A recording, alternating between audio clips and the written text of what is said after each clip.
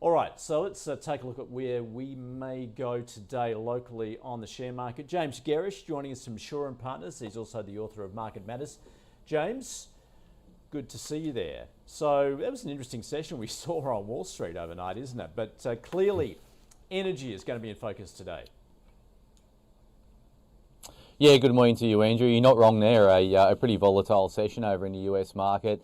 The S&P 500 was down about 2% and closed higher on the session. The Nasdaq was down more and actually closed 1.7% higher. So obviously a strong about turn, and it all came down to what was happening in terms of recessionary expectations. So that was the prompting of a sell-off in crude oil and other commodities generally. So you look at various surveys, but the chance of a US recession is now sitting around 40%, and that's what saw a decline in US interest rates, I think, which is the main catalyst for the rally in tech and the sell-off on commodities.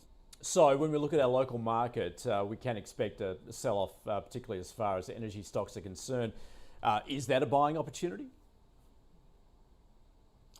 Yeah, so I think looking at our local market, I mean, SPI futures are down, I think, 60 points. So that indicates how weak commodities are going to be across the board. The technology stocks will be higher today, and some of the broader industrials will be up.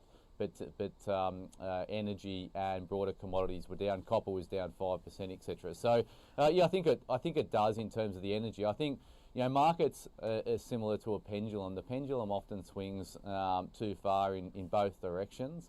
And obviously the energy trade in the shorter term got very well overheated. Now that concern has turned to recession, we've seen US bond yields, Aussie bond yields tick lower. That is providing, I think, what I think is probably another buying opportunity in the commodity complex. From our own positioning, last week we added back into Oz Minerals after its sort of 30 to 40% decline from recent highs. Stocks price ahead of time as well, which I think is important. And then if you see some further weakness in the energy complex, I think that is going to present a buying opportunity. But at the moment, it's going to be red on the screen today, Andrew. All right, so perhaps in oil and gas producers, but I mean, particularly when you talk about those copper producers, you see some opportunity now then, given particularly how far the copper price has fallen. Yeah, exactly. So copper price is trading on 19-month lows. It's obviously been hit as your broader barometer of economic activity. So yeah, I think buying commodities when everyone else is selling, they're cyclical, right? So you need to be out of the trade when everyone's bullish and start accumulating the trade when everyone turns bearish. I know that the world has now moved towards a greater chance of recession, and that's being reflected across financial markets. But these sorts of commodities, copper, perhaps crude oil, I'd probably expect a little bit further downside in crude oil given the extent of the bullish positioning around crude as it rallied to $110, $120, $130 a barrel. So I think there's probably more to go on the energy trade in the short term on the downside, but I think copper's in an accumulation point at this stage, Andrew. So I think you've got to be active in your commodities exposure. I talk about that on the program lots. I think now you need to be stepping up and gaining or accumulating some exposure into the copper space. I think that's going to be obviously get whacked on the market today. Now is probably not a bad day to start that accumulation process. Yeah, just before we're going to talk tech, but gold, which we've spoken about before. In fact, the previous interview, we were just talking about gold being the anti-dollar. Given the way it's reacted as the US dollar keeps rising, are you seeing any opportunity there? Are the gold miners looking cheap, do you think?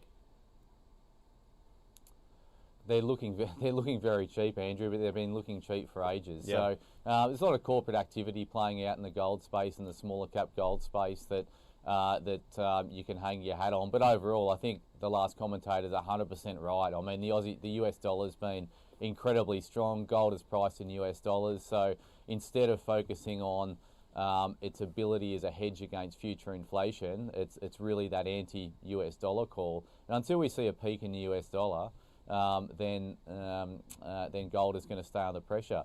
What would be the catalyst for a peak in the US dollar? I think you'd have to see some resolution coming out of the Russia-Ukraine situation. So risk off, equals US dollar strength generally.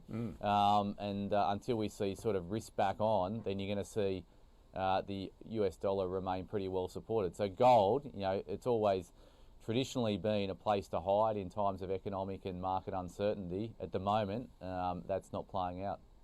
James, as you mentioned there, the Nasdaq, it rallied into the close.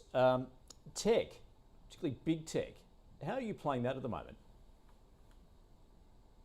Yeah, I think it shows how influential bond yields are to these high valuation growth stocks, and technology is well and truly fits into that bucket.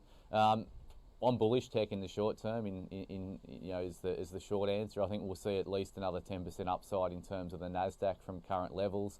I think the market is going to shift from, in the short term, is going to really put some weight behind a decline in bond yields. I think there's some evidence there that would suggest that bond yields have peaked, and therefore high valuation growth stocks have found a low. So I like the big names in the space. We own them.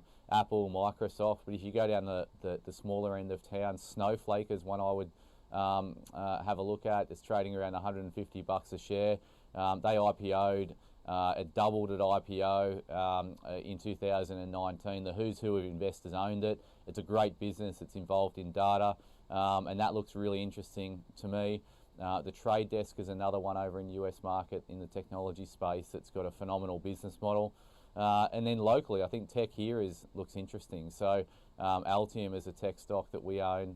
Xero, XRO, is probably the largest well-known tech stock, but it's got a really defensive business model. Hub24 is another one in that space. So there's plenty to choose from out there, Andrew, that I think will rally from these current levels.